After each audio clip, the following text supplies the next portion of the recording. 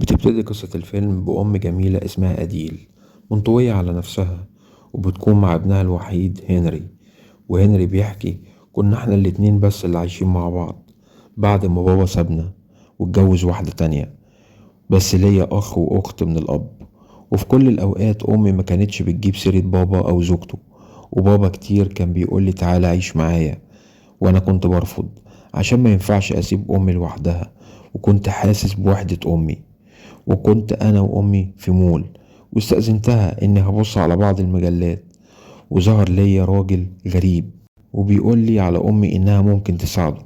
ومشي معايا كأنه يعرفني، ولبس قميص جديد وعرفته على أمي. والغريبة إن الراجل قال: انتي عندك ابن صالح. عرض عليا توصيلة، وأمي في البداية بترفض وبيهددها بيا، فبتوافق وبيركب جنبي وبتسأله هتنزل فين، فبيقول لها عند بيتك. وبتكون خايفة جدا، وبينزلوا من العربية وبيدخل معاهم وبيقول بيت جميل. فبتسأله الأم قهوتك ايه، فبيقول لها. وبعد كده بيكمل ان رجله اتأذت لما نط من الدور التاني في مستشفى السجن.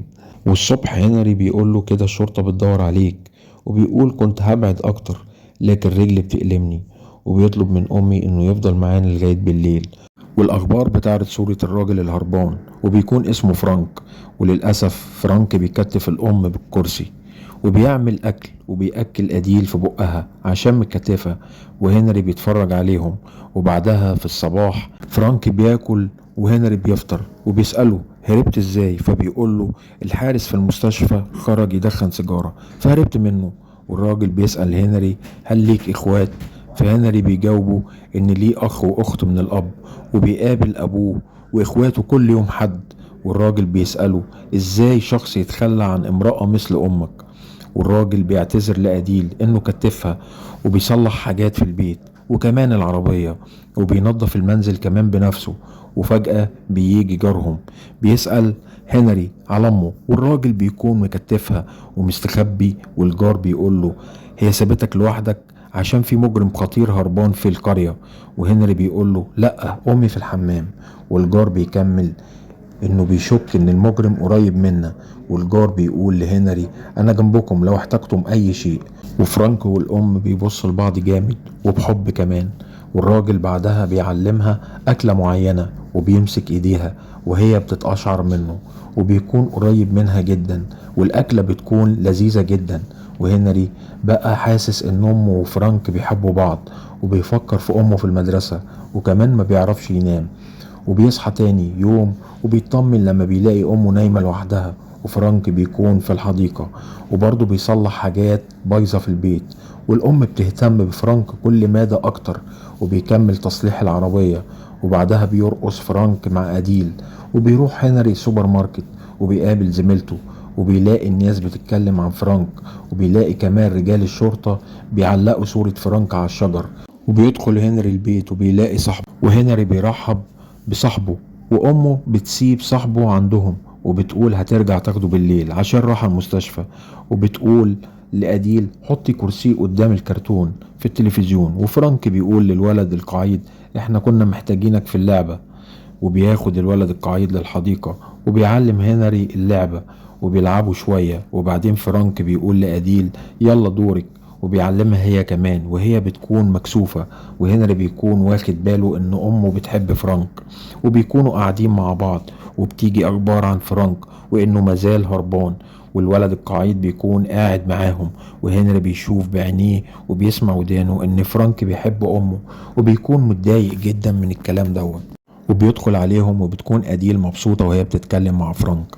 وهنري بيتحرك بالعجلة وبيكون حزين، وبيروح المكتبة وبيقابل زميلته في المكتبة وبيكون سعيد وهو معاها.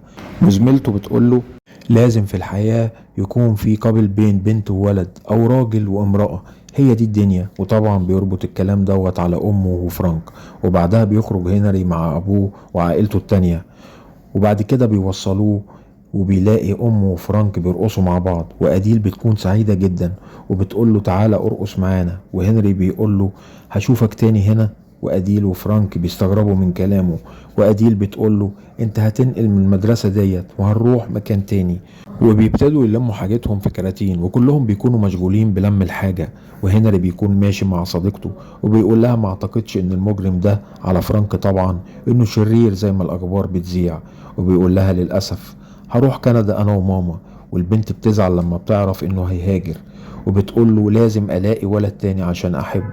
وبعدها الام بتفتكر حبها لجوزها ابو هنري، ولما تعبت في الولادة ولما ولدت هنري، وبعدها حزنت لما جوزها سابها واتجوز ست تانية.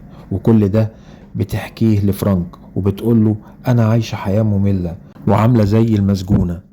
وهنري بيكتب جواب لصديقته، وعربية الشرطة بتسأله انت رايح فين؟ فبيقول له رايح لأمي، والشرطي بيعرض عليه يوصله وبيدردش معاه. ولما بينزل من العربية بيلاقي الأم في انتظاره، والأم بتتخض لما بتشوف الشرطي وبتكون خايفة جدا.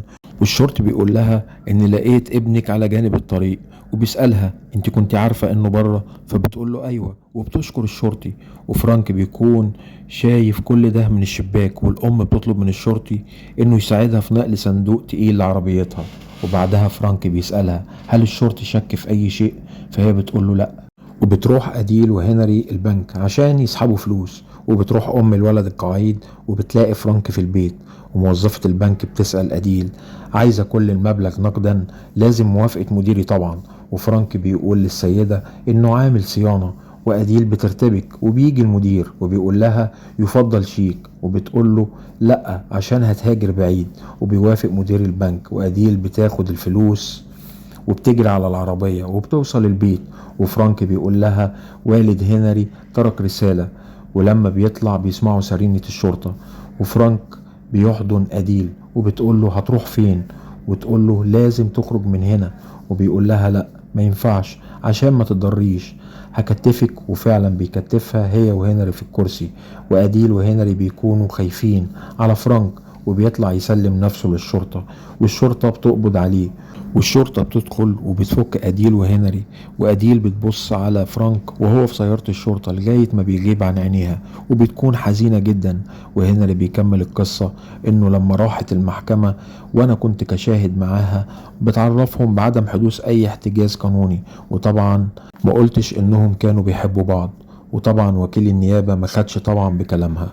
وبعد شهر أمي نقلت الوصاية عليا لبابا، وبابا جهز لي سرير. ولما كنت بزور أمي كانت بتتصرف على إنها مشغولة، وأعتقد إن وجودي خلاها مش مرتاحة. وبعد فترة أنا كبرت وكنت في الجامعة، وكان ليا حبيبة، وبقيت ألعب لعبة البيسبول زي ما علمها لي فرانك.